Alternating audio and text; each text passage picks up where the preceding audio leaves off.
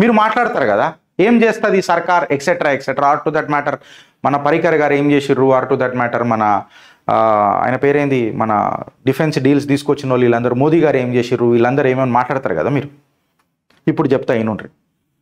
ఇవాళ India's IRNSS మన India Khud కా నావిగేషన్, మన ఇండియాది ఖుద్ కా నావిగేషన్ అంటే GPS ఎట్లుంటుంది, అది అమెరికాది.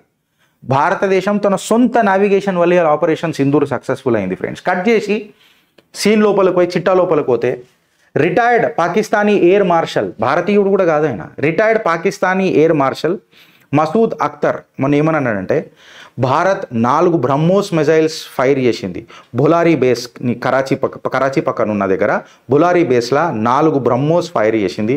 ఇన్ఫ్యాక్ట్ పాకిస్తానీ అవాక్ ఏదైతే ఉన్నదో దాన్ని పేల్చి పడదొబ్బింది అని చెప్పారు. ఈ మిసైల్ స్ట్రైక్స్ ఏవైతే ఉన్నాయో 11 మిలిటరీ ఇన్స్టాలేషన్స్ మీద పేల్చినాయి. మే 9 నుంచి 10, 2025 లోపల పేల్చి పడదొబ్బిరు భారతీయులు, మన ఇజ్జత్ తీసిరు పాకిస్తాన్ వాళ్ళదని చెప్పిండు. బొలారీ ఎయిర్ బేస్ ఏదైతే ఉందో చాలా డ్యామేజ్కి గురైంది. డైరెక్ట్ హిట్, ఇంత ప్రెసిషన్. ఇవాళ ఎందుకు ప్రపంచ దేశాలు భారత్ అని అంటే భయపడుతున్నాయని అంటే, ఈ ప్రెసిషన్ కొట్టుడు 1 మీటర్ రేడియస్లో కొట్టుపడదొప్పుతున్నారు.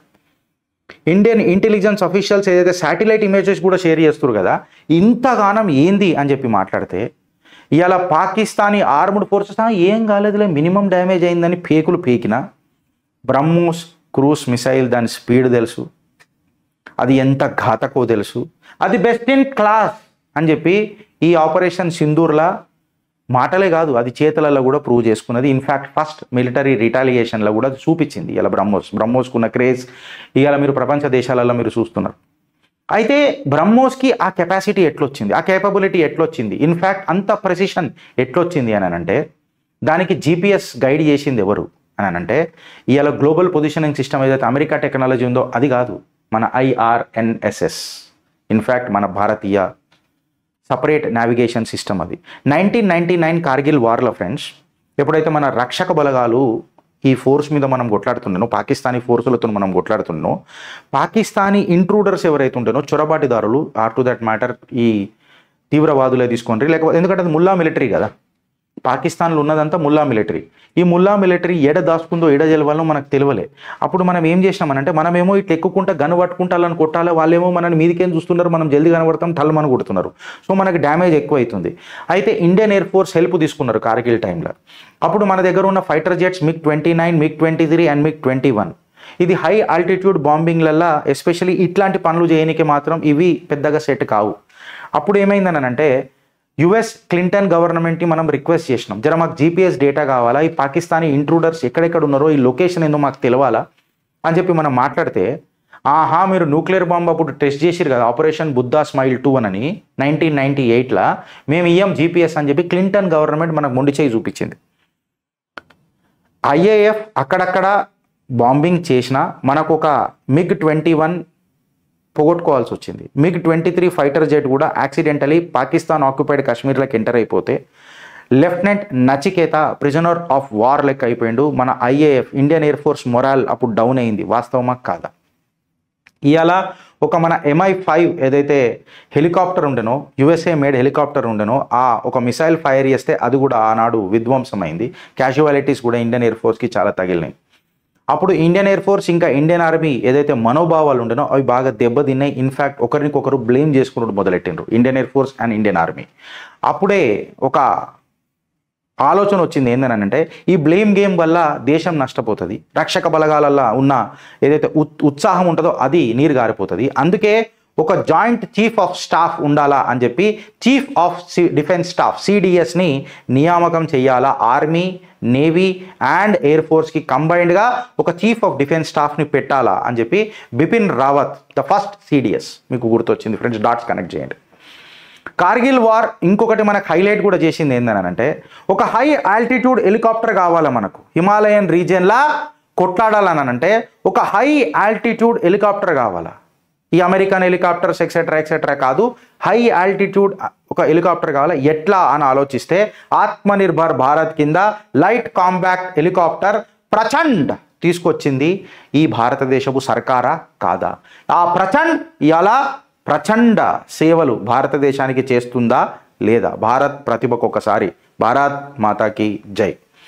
ఆపరేషన్ సింధూర్ ఇవాళ May 25లో మనం ఏదైతే చేసినామో May 2025లో ఇంత అబ్సల్యూట్ జీపీఎస్ని పెట్టి కొట్టినాము అని అంటే ఏడికైనా వచ్చింది అని అంటే November 11, 2020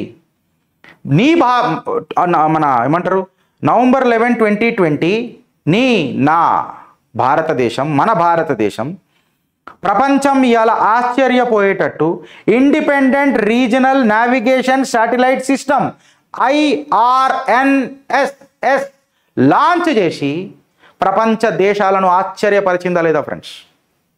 you are country on our country, be proud of Bharat.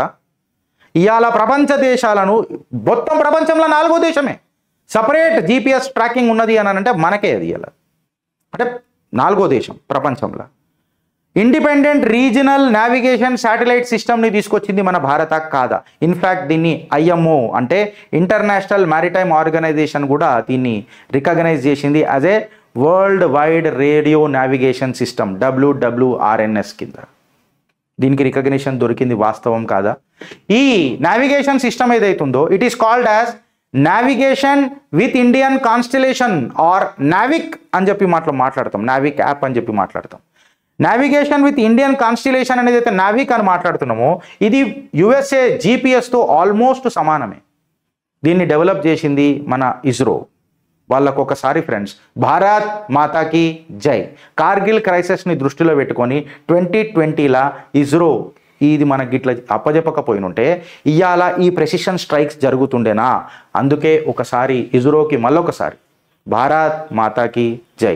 ఇవాళ 3 దేశాలలో ఒకటి GPS USAది, గ్లోనాస్ రష్యాది, బీడో అనేది చైనాలో ఉన్నది. ఇప్పుడు ఈ IRNSS అనేది మన భారతదేశంలో ఉన్నది. ఖచ్చితంగా USA నాటకాలు ఆడుతుందని తెలుసు. ఎందుకు అని అంటే వెనకటికి మనం 2009లో బ్రహ్మోస్ని టెస్ట్ చేస్తామని అన్నప్పుడు all of the sudden Barack Obama ఆడ ప్రమాణ స్వీకారం అవుతుంటే ఆల్ ఆఫ్ ది సడన్ ప్రపంచ దేశాలలో ఉన్న జీపీఎస్ని ఆఫ్ చేసి పడేసింది. ఏమనంటే మా ప్రెసిడెంట్ ప్రమాణ స్వీకారం చేస్తుంటే సెక్యూరిటీ రీజన్స్ వల్ల మేము జీపీఎస్ ఆపేసినామని అంటే అది పోయి వేరే దగ్గర పేలింది. జీపీఎస్ ఆపేసినందుకు బ్రహ్మోస్ ఏంటంటే సెక్యూరిటీ కన్సర్న్స్ అని చెప్పారు. సెక్యూరిటీ కన్సర్న్స్ అంటే ఆ దేశపు జీపీఎస్ అమెరికాది ఆపుకోవచ్చు కదా, ప్రపంచ దేశాలలో జీపీఎస్ ఇన్ఫ్యాక్ట్ ఇండియాది ఎందుకు ఆపాలా? ఆ చేదనుభవమే ఇవాళ మనకు IRNSSని డిజైన్ చేసుకోనికే మనకు ఆ సామర్థ్యత, ఇన్ఫ్యాక్ట్ చెప్పాలంటే కసి నింపింది. ఇయర్ అమెరికన్ శాటిలైట్స్ ఏవైతే జీపీఎస్ మీద ఉంటాయో అవి స్విచ్ ఆఫ్ చేసినాయో ఇది మనకు ఒక గుణపాఠం నేర్పింది. అమెరికా సెక్యూరిటీ రీజన్స్ అని చెప్తుంది, కాకపోతే అదొక వాళ్ళ నిర్ణయ ప్రక్రియ అని చెప్పి కూడా మనకు అర్థమైంది. ఇవాళ మన ఇండియాకు సొంత తన జీపీఎస్ సిస్టమ్ ఉన్నది, అదే IRNSS. దాన్నే ఆపరేషనల్ నేమ్ నావిక్ అని అంటాం. 2016 నుంచి మనకు సేవలు అందిస్తుంది. ఆల్ ఓవర్ ఇండియా మొత్తం దీని మీద చద్దర్ లెక్క పరిచి ఉంటుంది. In fact 1500 kilometres more than the range ఇది ఆపరేట్ చేస్తుంది. ఇన్ఫ్యాక్ట్ దీని రేంజ్ పెంచడానికి ప్రయత్నం చేస్తున్నారు. ఆత్మనిర్భర్ భారత్ని నెక్స్ట్ లెవెల్ తీసుకుపోయింది మనకు ఈ నావిక్ యాప్. మనకి ఇక జీపీఎస్ అక్కర్లే, అమెరికా నుంచి జీపీఎస్ అక్కర్లే.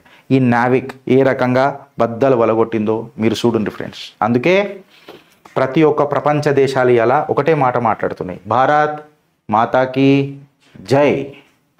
This is your India, or India, proud to be a Bharat, proud to be a part of Bharat. ఎందుకంటే వాడికి కేవలం ఒక భూభాగం ఫ్రెండ్స్. ప్రతిసారి నేను ఒక మాట చెప్తా, పాకిస్తాన్ వాడికి అది ఒక పీస్, ఒక ల్యాండ్ పీస్. నీకు అమ్మా, ఇస్ మిట్టీ కో హమ్ మా कहते हैं. खरोच तो दूर की बात, अपमान सहना भी बहुत मुश्किल हो जाता है. आजकल तो नामुमकिन है अपमान सहना. हमारे माँ को हम अपमानित होते हुए नहीं देख सकते. भारत माता की जय.